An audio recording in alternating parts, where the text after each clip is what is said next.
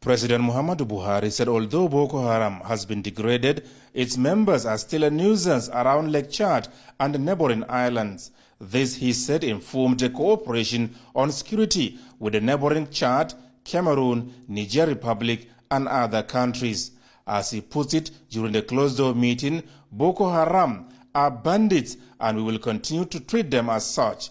The president said the government is now concentrating on repairing damaged infrastructure, rehabilitation of internally displaced persons, and securing their communities so that they can return home. He applauded the support of the ICRC and other humanitarian organizations. The situation of the displaced persons, President Buhari said, is very pathetic, as some children are neither in the picture of where their parents are nor aware of their origin. President Buhari disclosed that significant progress has equally been made in disabusing the minds of people that insurgency has anything to do with religion.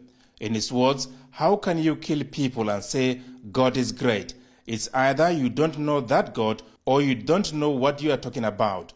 God is God of justice. The people, he said, have understood the message very well, so recruitment is now difficult for the insurgents.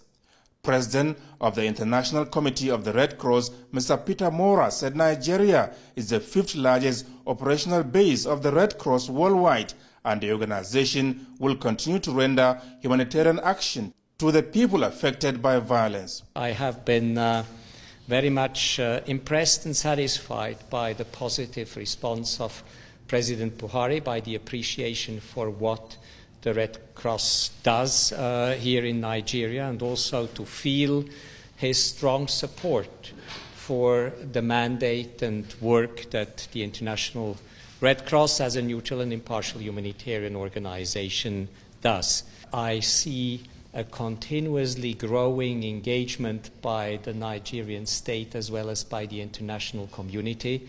It was also my opportunity to convey to the President and to the assisting ministers on how much we appreciate our work together with the Nigerian Red Cross Society, whose volunteers and officials in many places are our first and foremost partners and work at the front line of humanitarian delivery.